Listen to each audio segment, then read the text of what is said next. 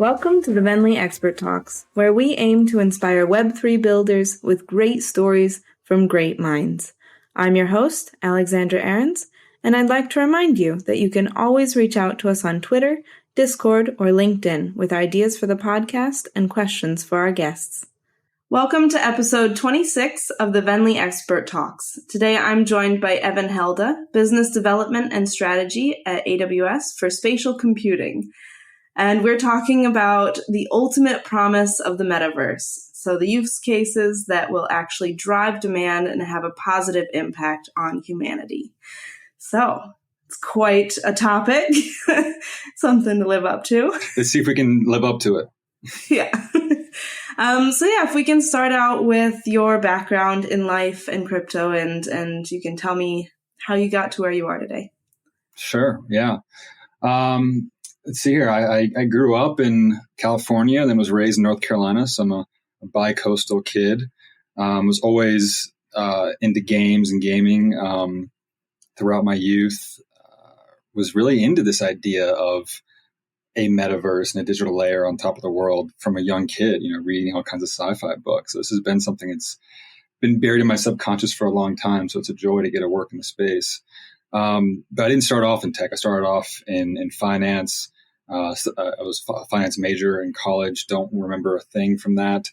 I was wearing a suit, going in with a headset on and smiling and dialing and working a CRM system. It wasn't great. Got out of that pretty quickly though and got into ad tech, worked for a startup in the ad tech space. Got really knowledgeable about how the ad business works and how ads work on social media and how the whole ecosystem works between agencies and brands and all the middlemen in between, which is pretty relevant for this conversation and for where the metaverse is going. But then the founder of a startup I worked for there took me with him to a augmented reality startup. And I was the head of sales and partnerships at the OG Meta, the first Meta before Facebook did the pivot. And we had an AR headset, we had a software development kit, and we were one of the first companies out there competing with the Microsoft HoloLens and building out an ecosystem of developers and uncovering use cases for AR, like training and design and collaboration. And so definitely got hooked on the space there. Meta suffered an unfortunate but pretty traditional demise of many Silicon Valley companies. And I went over to a company called Improbable next. Some people probably heard of Improbable. It's one of the big SoftBank investments. They are building out back-end multiplayer technology to really enable a metaverse, right? Like today, if you think about game engines like Unreal and Unity, they only allow for about 100 or 120 players. That's why in Fortnite, right? It's a bunch of little micro instances within these concerts. It's not one massive concert of 1 million people. And so what Improbable does is it stitches together numerous game engine instances in the cloud to allow them to all talk to each other. And in that way, you can have what looks and feels like a massive game engine instance. You can have thousands, tens of thousands of players. And so Improbable just signed a pretty big deal with the Bored Ape Yacht Club, Yuga Labs guys. And so they're using their tech to build out that other side, I think is the term of the metaverse they're building. So got a lot of exposure to the cloud there, and then went over to the cloud giant that is Amazon Web Services. And here I am spearheading go-to-market strategy, business development for all things what we call spatial computing. So anything that's 3D, right? AR, VR, mobile-based AR and 3D. And my term is specialist there. So it's a fancy term for BD and strategy. In terms of crypto, I got deep in the crypto space back in 2017 during not the first, but that was my first bull run.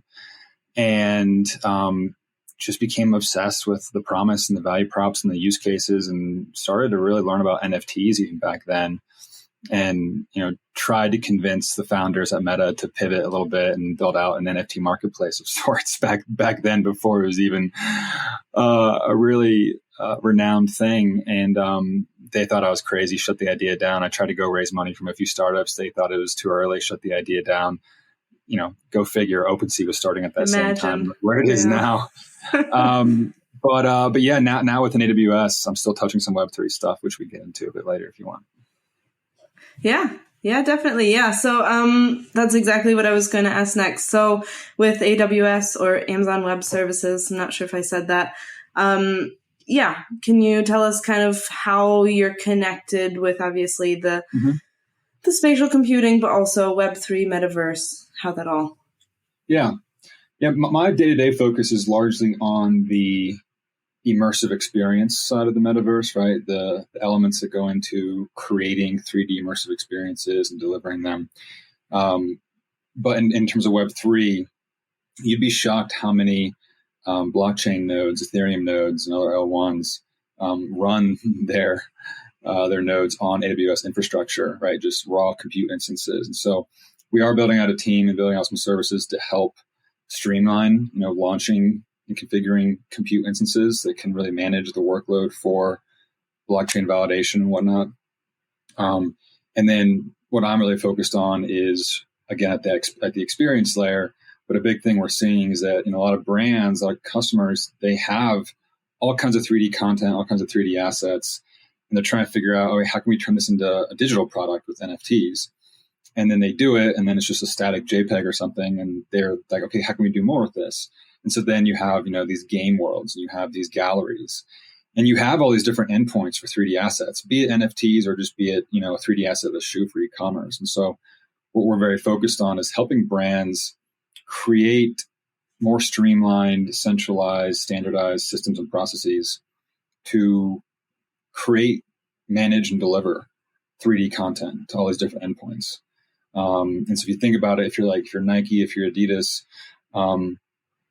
the vision is to have this end-to-end digital thread where their design team can ideate on a new shoe, and then they can take that design, collaborate around it to make it perfect, send it out to their, back upstream to the manufacturers to make sure it's built physically right.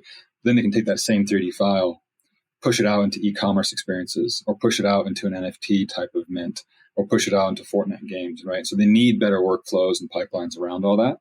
And that's the main thing we focus on here. Okay, awesome. Good. Then, let's get into it. So to start off, I would love if you could give me kind of a really quick definition of the metaverse and what we're talking about, what we're working with here, so we can start on the same foot. Mm-hmm. Yeah, it's a super subjective thing. And at first, I didn't really love the term metaverse, but it's the cat's kind of out of the bag, right? So you kind of have to figure out how to place it and define it. So what I've started to do is try to boil it down to really 2, sometimes 3 key elements. The first is that this is just an evolution of the internet, and it's not fully evolved and never will be fully evolved. It's going to always evolve, right? But it's an evolution towards 3 things, and it's towards creating a z-axis for the internet, right? Like today we have, very flat symbols and abstractions to help us understand digital information and navigate a digital world. And it's not the most intuitive human experience. So we can pop that out, make it 3D, make it more immersive. It just really creates a much more intuitive human-computer interaction paradigm that just lowers the learning curve for computers.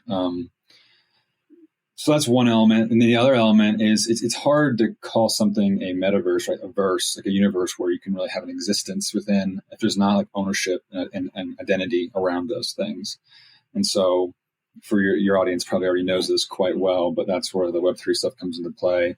Unique elements, scarcity around digital assets, and not just your assets, but also yourself. In terms of identity, it's not just, hey, here's my gamer tag or my pseudonym, but it's all of the things that get tied to that within, a centralized kind of holding place, which is what these digital wallets are becoming. And they become an expression of identity, an expression of who you are. It's like a symbol for your brand, the NFTs you own, the causes you stand for, the groups you belong to, the content you create will all shine through via a wallet, and that will be how you socialize, how you interview, right? How you're, for better or for worse, judged in many ways, but hopefully that will lead to the good sides of judgment, not judgment in a bad way, but just more understanding, I guess I would say, of who you are and what you care about and what you know. Okay. Interesting. Yeah. A lot of these points I think we're definitely going to touch on throughout this talk. That's, but yeah, good to have a solid place to start here. So the first thing that you kind of touched on was that 3D kind of atmosphere. With that, a lot of people are worried about us getting pulled out of reality. But you seem to have different ideas on how it can enhance our reality. Can you tell me more about that? Yeah. I mean, I think, and I'm a huge victim of this, I think these little rectangles in our pocket are already pulling us out of our reality in some pretty unfortunate ways, right? Whether you're in a living room with your family or out to lunch with a friend or in a meeting with your peers, like you pull out your phone or your laptop and you're out of it, right? You've lost eye contact, you're distracted. Whatever you're looking at is not contextual with likely what's going on around you. And so I like to think about the metaverse more so in the augmented reality sense. I think the virtual reality, inherently takes us out of reality, right? And that has good and bad things. But I don't think it's going to be as big as people think. I think the augmented reality thing is going to be the experience that more people really like, especially people who are adults and people who have like affinities for the real world and for the people around them. And so I like to think a lot about this idea of like the campfire experience from back when we were, in our caveman days, right? The campfire was the source of so many innovations, from language to art to storytelling and to human connection. And the phone and the laptop is a campfire killer. But if you can wear AR glasses and like keep eye contact and put contextual information and stories in front of us and have better conversations, and then, it has to be designed the right way. But when we're walking around the world, if we can have really nice subtle cues to enhance our agency meaning our ability to have impact in our world and have influence over the things we do and what we can influence, I guess, right? And so I think just augmented reality, there's this line by a modern day philosopher named Jason Silva, where he says that augmented reality is going to inject our perceptual systems with increased persistent agency in all contexts. And I love that phrase. And so I think that's where the metaverse is going to enhance our reality and keep us locked into it in better ways, maybe even enhance flow states, enhance our ability during conversation to have a better story. And to explain things better. So I think that's a pretty powerful idea. Yeah. First, evolution being towards language and expressing ideas through words. And next, you can just automatically show people what you're thinking. Okay. Yeah. Think some of those Harry Potter CGI effects. Yeah, that's going to be real. Oh, perfect. That's my dream. See? Well, are we talking first Harry Potter or last? Because those are very different effects that we're working with here. That's a good point. If we're talking about quality of effects, we'll skew towards the latter. Great. Then, you wrote a whole article under the title of The Ultimate Promise of the Metaverse, our topic for today. A few things from that. So first of all, you quote Edward O. Wilson with the statement, "We have Paleolithic emotions, medieval institutions, and godlike technology." What do you think that stems from, and does that developing metaverse help or hurt this disconnect? Working backwards, is it help or hurt, right? I like to talk about how technology is generally neutral, and it's the inputs that we give it that skew one way or the other. So it's really up to us in terms of does it help or hurt. In terms of what the source of that is, there's this really great book by Kevin Kelly called What Technology Wants. And he quotes George Lucas, who's probably one of the most amazing innovators in the future of technology and thinkers. And he depicts this diagram. He says, like, you think about the advances in science and technology, that it's a line and a chart that's kind of going like across and just shoots straight up like a rocket ship.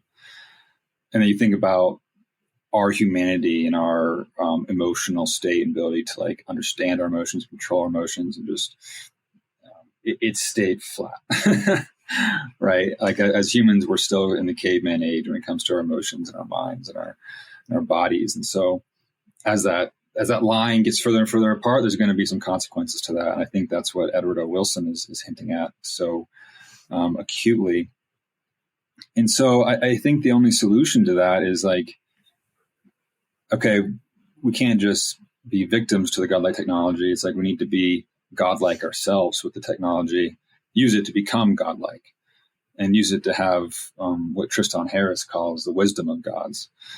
And I think there's ways to use this technology to upgrade our emotions and to better understand them, and to have experiences that balance ourselves out, and have experiences that make us feel more whole and more connected. And also experiences that help us just become more aware of kind of our smallness, right? It's really easy for people to get these myopic views and get all stressed out about their problems and their relationship struggles and their money problems, and you name it. And everyone has these problems, and like there's things out there that exist to try to nuke these problems, right? You know, people go to Burning Man, people that can afford it. The irony is that people in tech who kind of are creating social media and stuff that, you know, yields these anxieties and stresses on our emotions, they're the ones that end up being able to afford to go to Burning Man to heal them. But, you know, Burning Man exists to heal, and it exists to reconnect in a very unique way that avoids all of the stresses of modern society and all the afflictions we've created for ourselves. And Burning Man creates all these little moments of transcendence, right? These moments of like euphoria. And people say they leave Burning Man, they feel renewed, and they have an afterglow for months and months and months. But Burning Man is not very accessible for many people. You know, it costs $5,000, $10,000 just to get there. You have to be gone for 2 weeks, and your average Joe or Jane isn't going to fly to the desert and spend that kind of money and leave their family or job to do that. So, the question becomes, how can we democratize access to these sort of moments of connection and transcendence and euphoria and flow? And it's going to be a while before you can have like a digital twin of Burning Man and have like the exact same experience, but the tech's getting good enough to have little micro moments of such transcendence and connection.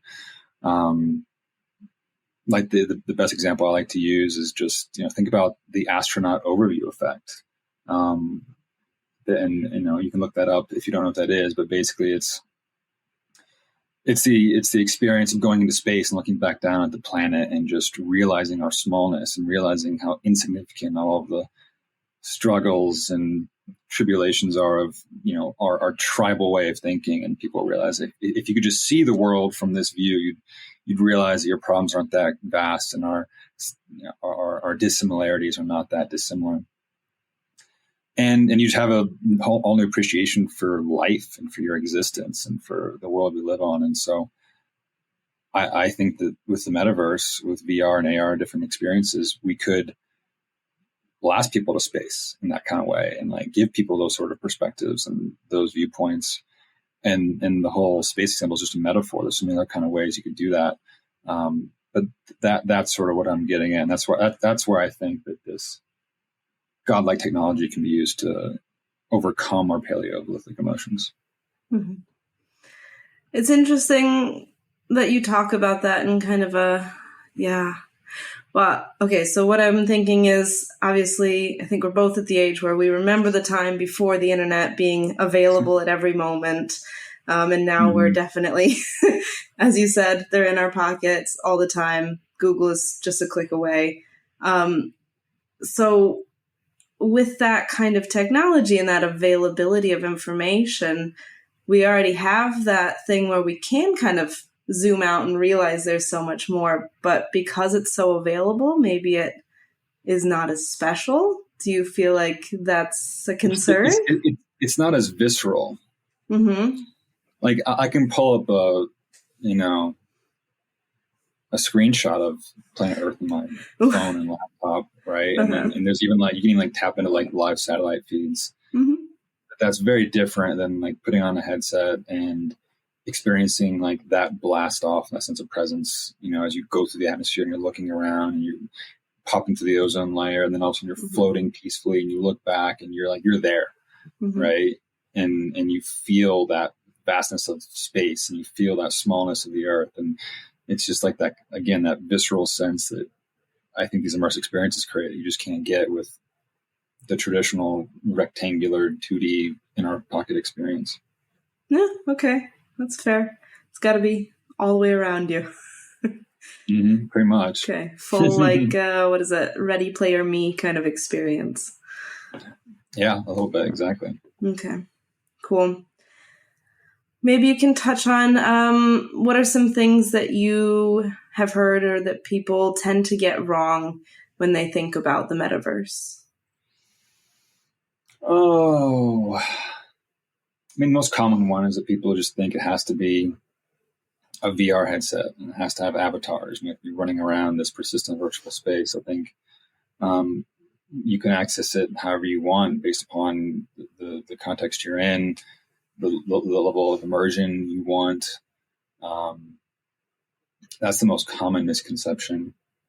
I think the other misconception is that it has to be super gamified, right? With like points and tokens and, jumping and flying and all that kind of stuff. And that, if you want to go have that, you can go have that. But I think there's going to be more subtle experiences you can have that are a bit more tuned to various tastes. It's not just going to be this like kind of overwhelming CGI heavy. I mean, it's all technically CGI, but what I mean by that is like the kind of like, we'll call it in your face, super colorful, hyper intense kind of Fortnite type experience. It doesn't have to be that. So I think those are the two main misconceptions. Okay. Along the same vein, then, what do you see as some of people's biggest fears? Yeah, I mean, there's the obvious ones we touched on, right? Just like losing sense of nature, right, and not being able to like go out and play. And a lot of people, I guess people call them boomers, right? They're like, oh, but back in my day, I used to go out and scrape my knees and get in fights and toughen me up. And I think those are all true things. And I think that the reality is that if we do it right with like augmented reality, it's gonna actually be the savior. Because guess what? Like the kids aren't getting in fights because augmented reality doesn't exist, right? Because the only good thing is VR and Fortnite, and so they're gonna get stuck. They're gonna stay in their home, and they're gonna and they're having amazing social experiences, and they're leveling up themselves in other ways that older people just can't understand. But I do agree with like the importance of making contact with the harshness of reality, and how that can lead to growth. And so I think if we can do AR glasses right, you'll get out in the world, and you'll get in those fights, and you'll build things in the real world. And I use fights as just like a metaphor for like becoming anti-fragile, if you will. But that's how I would alleviate people's fears. Just say, hey, like, there's going to be an evolution where, yes, it'll be a phase where it's mostly indoor virtual reality game experiences. But once if you do it right over time, AR will get us back out in the world and have more enhanced experiences in nature. Good. How much of the creation and eventual success of the metaverse is based on human psychology then? Well, I was about to say all of it. I mean, I guess if we're being pragmatic, a lot of it does depend on psychology, but on like hard computer science and physics problems, right? You need a ton of compute. You need a ton of edge compute closer to users. You need really beefed up networking capabilities. You need 5G, and there's the speed of light problem. So there's all kinds of physical things that have to be overcome, and that's our job at AWS, at Amazon Web Services, right? We are trying to build out that infrastructure. But that's just going to be a bunch of tools, and of course our human psychology is where it comes into play. What I think is that the most powerful thing in terms of our psychology and our behavior is going to be around using imagination as a tool. I think a lot of the afflictions for the individual and for society as a whole is due to lack of imagination. And for one of the first times, we have, 3D and AR and VR and all kinds of tools to create experiences of limitless imagination. And so what does that do? Well, I mean, on one hand, I think the most powerful thing is that it's really hard for people to connect and to have empathy, there's no imagination, right? In unimaginative states, we're not really open, right? We're not open. We're not thinking differently. We're not aware. We're not thinking about the other person's perspectives. And I keep using the word myopic, but that's the word, right? And that's why you see all this like left versus right, woke versus unwoke. And also people that just kind of are in these woe is me states where they're not inspired and they're stuck in ho-hum jobs and they have a victim type mindset. They're not imagining their own possibilities. And so I think that that's the biggest thing, is that if we can just like trigger these environments that just spark imagination, you're going to have people that can have more empathy and be able to connect more deeply and be more open to new ideas and see them viscerally for themselves, from a first person perspective. The classic case of walking in someone else's shoes, and not just actually having to imagine, but actually experiencing that other person's perspective and world and reality. It's going to lead to some powerful downstream effects. Mm-hmm. Yeah. Earlier, I was going to ask you what sort of use cases you could give me for how do you put it, upgrade our emotions, but I guess that would be one of them. I mean, I have a couple of good examples there. I was talking to this guy at a party recently. He's a surfer, and he's a new surfer, and I asked him why he was so into it, and he started telling me about how like this horizon, this effect on our physiology, in our biology, when we just stare at the horizon on the ocean. It actually affects our sympathetic nervous system. When you just stare out that vastness and you're floating in the water, and it just creates these chemical balances that are really good and healthy. And it's not so much just being in the ocean. I mean, that is part of it, but it's just looking at the horizon does something to the human body. It balances us out. And so why can't you have that experience in a VR headset? And there's companies out there that are combining VR with mindfulness and with meditation. This company called Trip is doing such things. So I think that's a really interesting use case. And then there's another use case.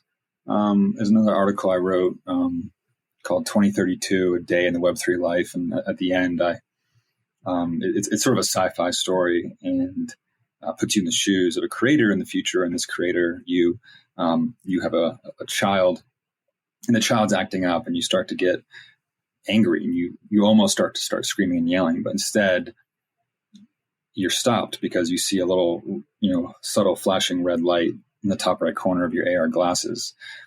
And that light is telling you, hey, like, slow down, take a deep breath. Your emotions are getting the best of you. And that's possible today, right? We already have tons of devices that take biometric readings, these rings, these watches, and the glasses themselves will do that as well. And so these glasses are going to be able to sense our state, not just glasses, and all kinds of wearable devices, and sense our state and help us navigate that state in different contexts. If you want to get really trippy and go out in the future, I mean, eventually you're going to be able to combine all this biometric data with machine learning algorithms. You're going to have a personal AI assistant that's going to know you better than you know yourself. I don't know. I don't know if I like that. And it's gonna coach you through things in a subtle way. And you can opt in or opt out, your own choice, but it's going to be a thing. I'm willing to bet my bottom dollar. Interesting. Glad I ended up asking that then. Good. Keeping on with the psychology here. There was a study done by the American Psychological Association.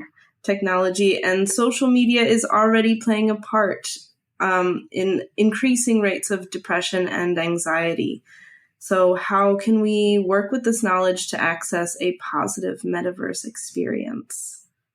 Whew, deep topic here. Yeah, it is. It really is. And you already kind of touched on it with the apps and things, but if you want to dive into that more. There's so many layers, but there's a few key layers, I think. And most people have seen the film Social Dilemma by now at this point on Netflix. And, that was produced by the Center for Humane Technology. And Tristan Harris is the main guy in that. And I think people are waking up to all these problems. And so it's an interesting time in that it's kind of similar to the days of like tobacco, tobacco regulation, decades ago, when, tobacco was this huge behemoth and people were sort of ignorant to its effects. And then all of a sudden you had tobacco titans and CEOs sitting in front of Congress and getting grilled, and, all kinds of information coming out that was the truth. And I think we're in that phase now, which is wild.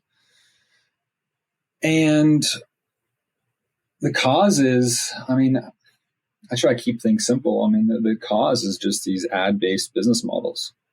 It's simply the way money flows, right? Like, people don't realize that, they're getting these great free services, but someone's got to pay the piper. And that piper is brands paying, these social media companies, because they have to spend money on massive data centers to keep the lights on and pay employees to run those data centers. And so there's this misalignment in how money flows throughout that system in terms of incentive alignment with the stakeholders, right? The end users are completely out of the equation in that money flow and that alignment. And so they suffer with shitty UI and bad experiences and ads.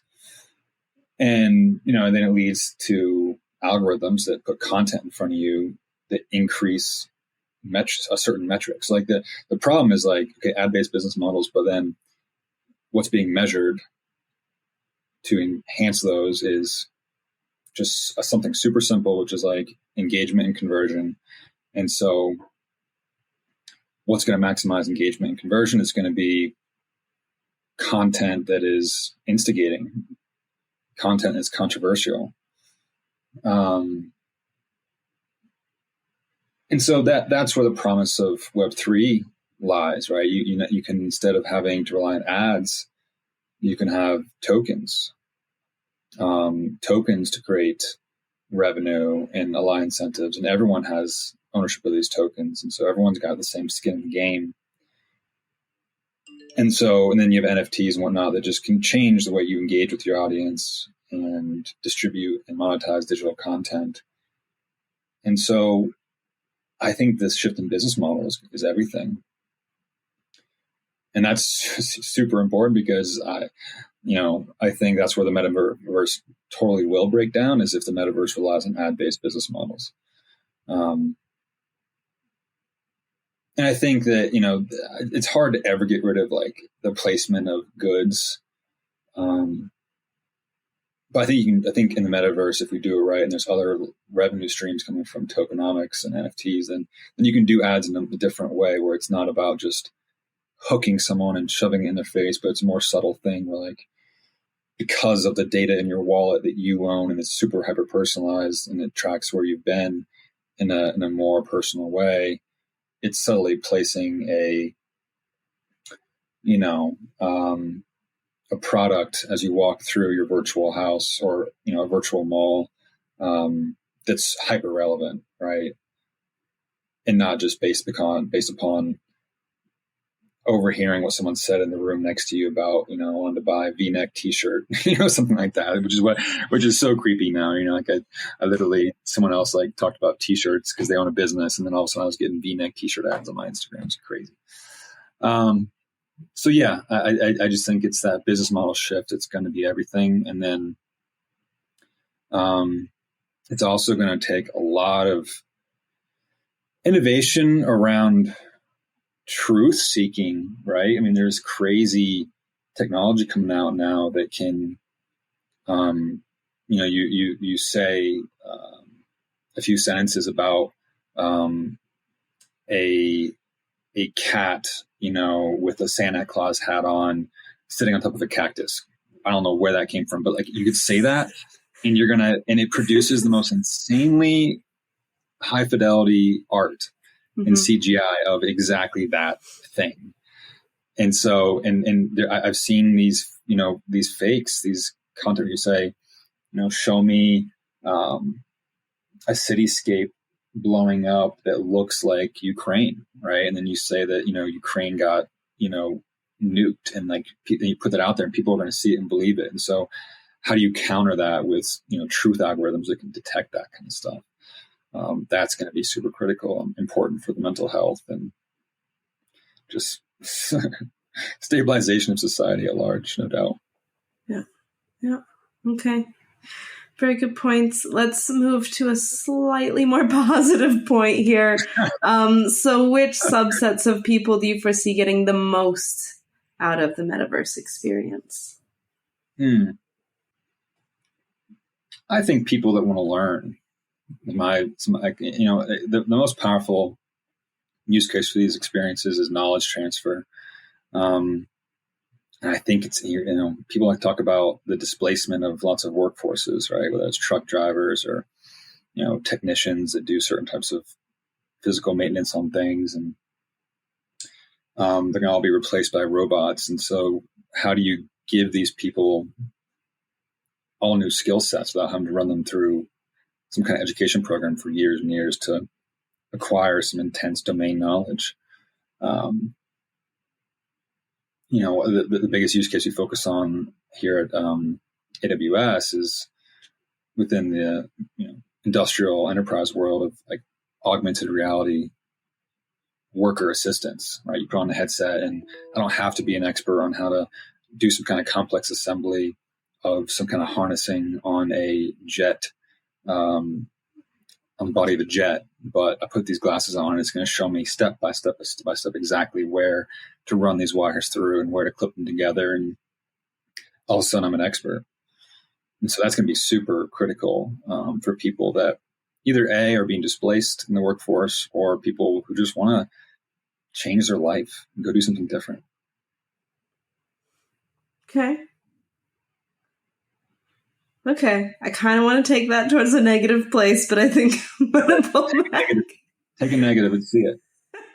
I was just going to point out the fact that if someone is just doing things based on a step-by-step basis every day, is that really fulfilling job? And I would say probably not, in which case, is that then contributing more to the depression? And yeah.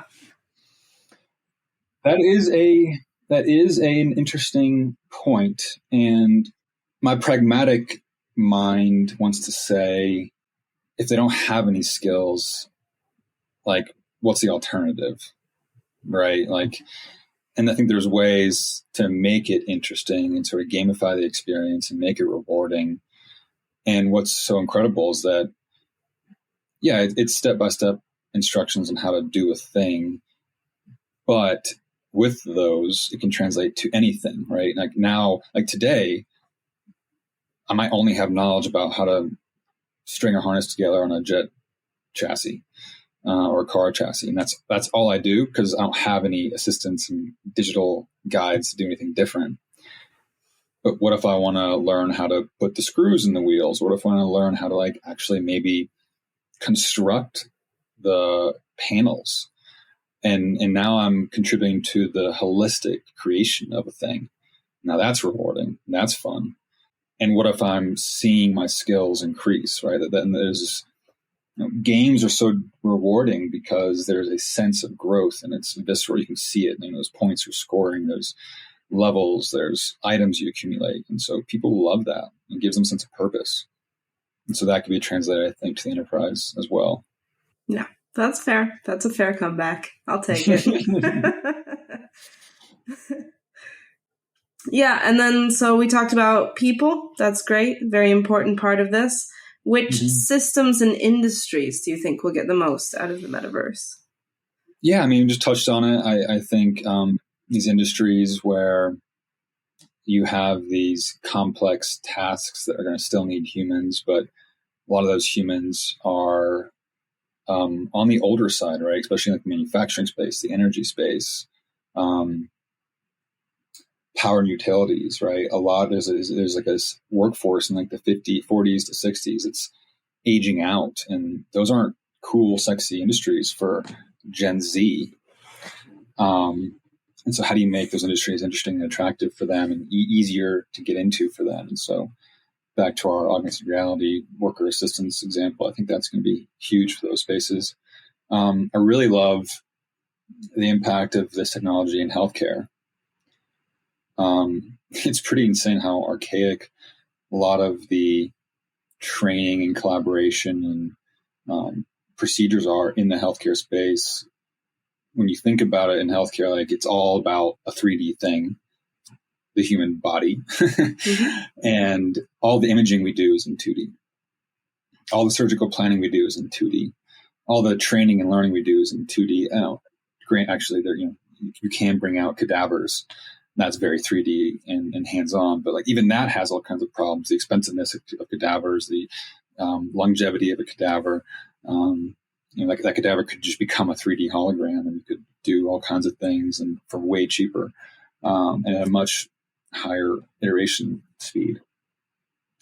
And I went to Mass General Hospital in Boston a few years ago, and they were showing me how they all collaborate. And they literally will cram like 10 doctors into like a tiny little, 4-foot space where there's like 4 screens with medical images and patient data, and they're all like climbing over each other to like understand it. And they're not even looking at it. They're all looking straight ahead. And so you can imagine putting AR glasses on, and just now we have that campfire experience around mm-hmm.